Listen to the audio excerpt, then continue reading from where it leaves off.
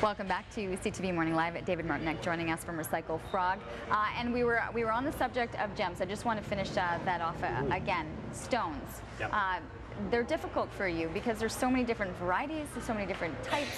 That's right. And that's oftentimes too what people are coming in with. And I do know that we have a question coming to us on email that will kind of help with that because Yep. let's see what they're saying. So if we can call up the email onto the deck of boards, we'll be able to see it. I'm hoping. Hold on, they're going to get to it. Okay. I think it had to do with the cost. Is there a charge to remove stones, and is there a market after to sell that stone?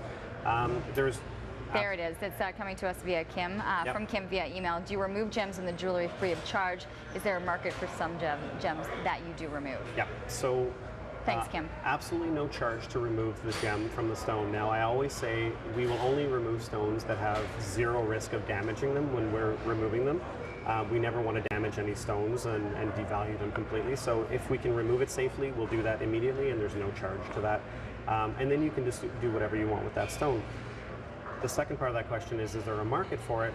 Yes, there is. The problem is it's very tricky for the average consumer to then have a single stone and go out and try and sell it.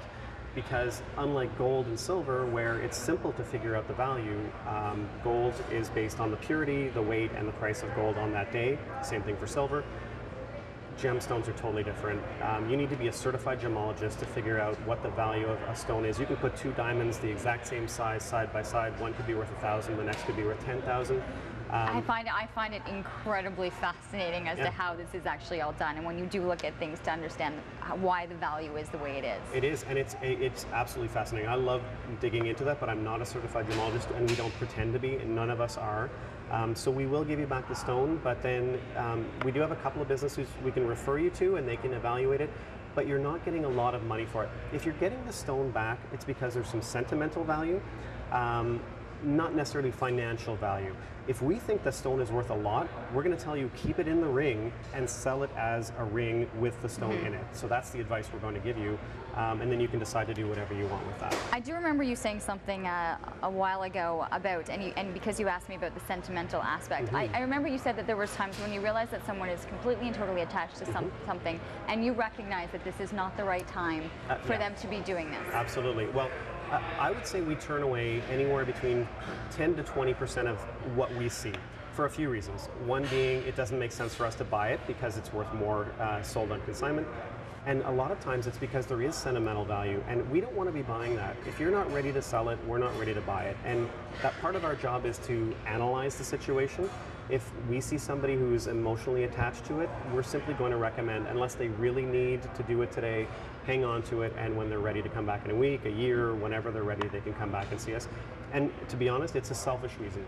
If you're walking away and regretting that you sold that to us, you're not going to remember all the good stuff that happened, all the good things that we did as a business to earn your trust and to earn your business. And you're only going to be thinking about that regret. So you're not going to talk about it with your friends and family. We want you walking away feeling really good about the whole experience. I got a nice little bit of cash, and you know what? It was ready to part with that piece, and it's a win-win for everybody. Absolutely. All right, now you'd have the opportunity, because I do want to go through some of the upcoming events before we're done, so that people know and can start actually going through their items in the house, so that you're prepared for when you come to meet with you. That's right. So we're always at the World Exchange Plaza, as I said, up on the 11th floor. But we have events around the community, so you can see a few things. Alexandria. This weekend we're off. Everybody's got a little bit of a break. Kids are going back to school, so we're taking a bit of a breather. But then first thing next week, we're back in Alexandria. Always busy there. Then we're back in Gloucester, south end of Bank Street, and again on all the way through Cumberland and so on.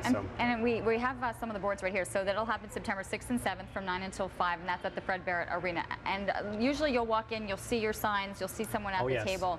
You'll know you're at the right place. Well, there's signs outside the building as well, so you know that you're in the right location. And then you'll come in if there's a bit of a lineup. Sometimes there's a few people ahead, but it really doesn't take very long to go through it. I was going to ask, how long would you expect to sit with you, depending on how many items? But how long would a normal session take? You know, if people have 15 to 20 items, I would say it's probably 15 to 20 minutes. Figure about a minute for every item.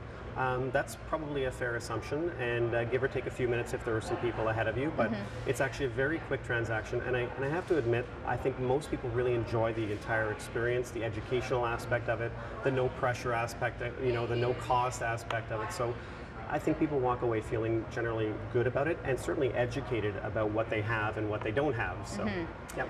Well, you can find all of the information on the website. There's an enormous amount of information, and so I would recommend that you're able to head there. And of course, as you mentioned, you are always at your permanent location in the World Exchange Plaza, Monday to Friday. Absolutely. Good luck. Enjoy the weekend off. Thank you very much. I should say that, and then get right back to it, starting out in Alexandria on September 4th and 5th. Of course, there's the information right there. You can always give them a call as well, 755-4030. David, a pleasure. We'll see you in a little while. Thank you.